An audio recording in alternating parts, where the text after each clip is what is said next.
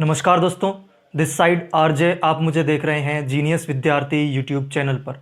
दोस्तों, आज की इस वीडियो में हम बात करेंगे जो हाईकोर्ट एलडीसी का एग्ज़ाम होने जा रहा है 13 मार्च को, उसमें हम कितना टारगेट रखें ताकि हम फाइनल सिलेक्शन तक पहुंच सकें। मेरे शब्दों पर जाने की कोशिश करिएगा। मैं कट ऑफ क्लियर कराने की बात नहीं कर रहा हूं।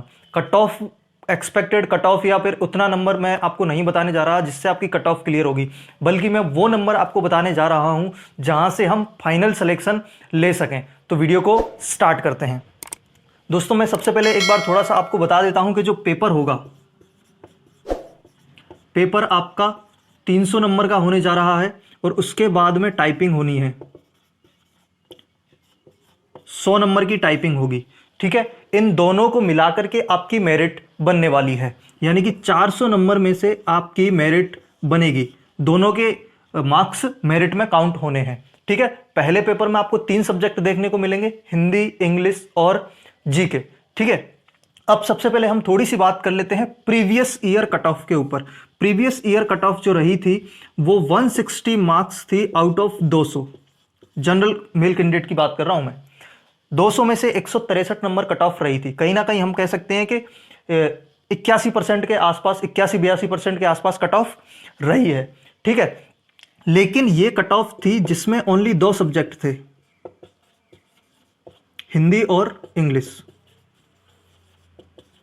2 ही सब्जेक्ट थे और ये दोनों सब्जेक्ट्स ऐसे हैं जिसमें हम हाई स्कोर कर सकते हैं, पूरे में से पूरा स्कोर कर सकते हैं।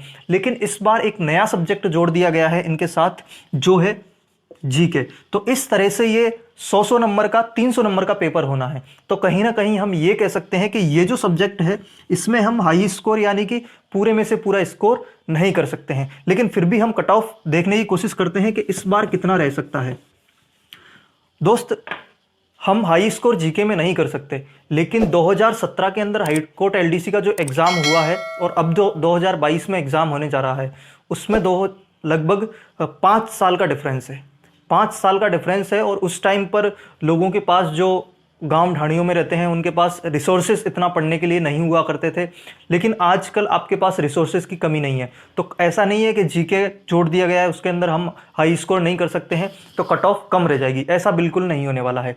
तो मैं आपको बताने वाला हूं कि जो आपका कट ऑफ क्लियर हो जाएगा, कट ऑफ तो आपका बहुत कम नंबर पर क्लियर हो जाएगा, लेकिन हम फाइनल सिलेक्शन की बात करने वाले हैं।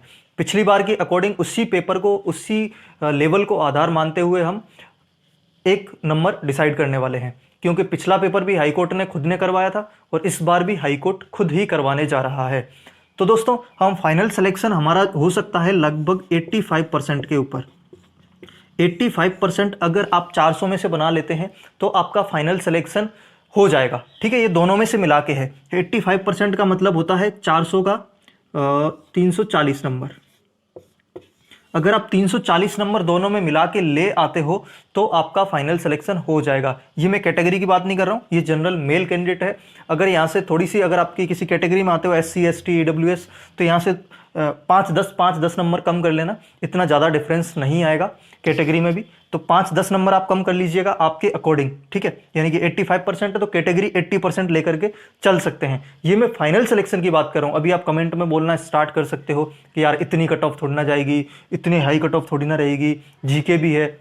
लेकिन दोस्त, मैं कट ऑफ की बात नहीं कर रहा, मैं फाइनल सिलेक्शन की बात कर रहा हूँ। 1760 कैंडिडेट जो चाहिएंगे वो 85% से नीचे मुझे नहीं लगता कि सिलेक्शन हो पाएगा। अब हम पेपर की बात कर लेते हैं कि पेपर में कितना टारगेट रखें।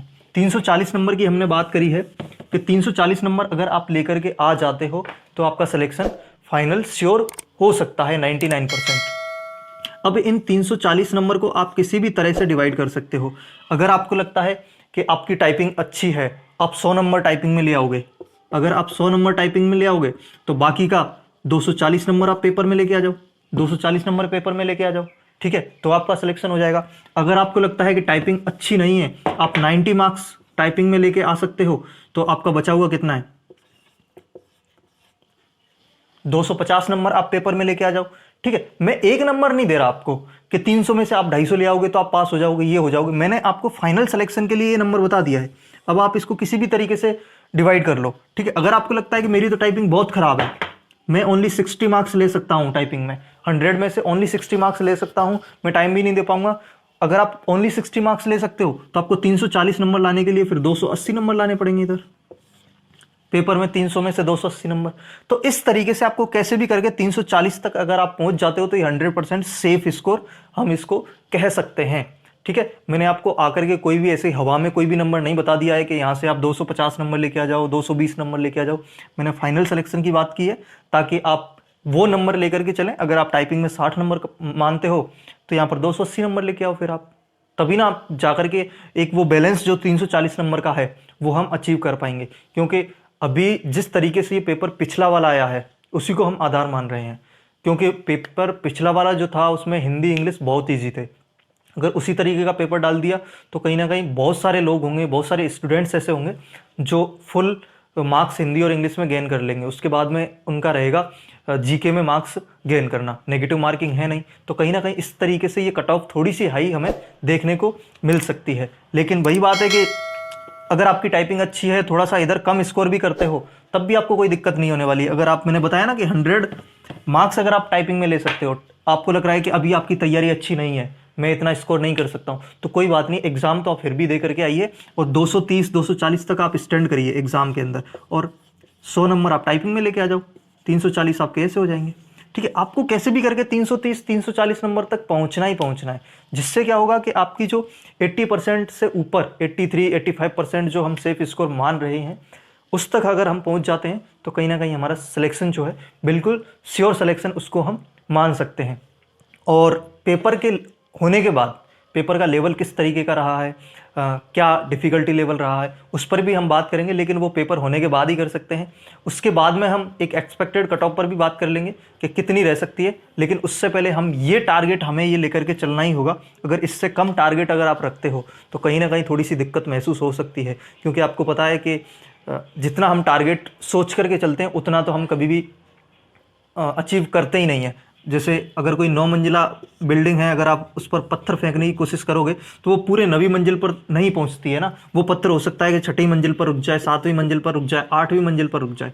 तो इसलिए आपको टारगेट थोड़ा सा हाई रखना पड़ेगा, ताकि हम अगर उस टारगेट तक नहीं भी पहुंचे, अगर आप 340 स्कोर लेकर के चलते हो और टारगेट लेकर के चलते हो 340 और पेपर हार्ड आ जाता है, हमारा स्कोर थोड़ा सा डाउन भी होता है, 10 20 नंबर 15 नंबर, तब भी हम कहीं ना कहीं एक सेफ जोन में बने रहेंगे।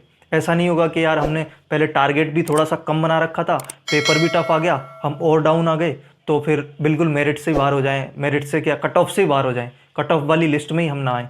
तो ऐसी दिक्कत हमें नहीं आए, इसके लिए हम थोड़ा सा टारगेट हाई रखेंगे और थोड़ा सा कोशिश करिए कि 100 में से 100 मार्क्स टाइपिंग में वही कैंडिडेट्स ला सकते हैं जिनकी टाइपिंग बहुत अच्छी है, जो पहले से प्रैक्टिस करते हुए आ रहे हैं, उनकी ही अच्छी है। तो कहीं ना कहीं आप फिर भी 250 नंबर का टारगेट यहाँ पर पेपर में लेकर के चलना ही है, मिनिमम टारगेट है ये।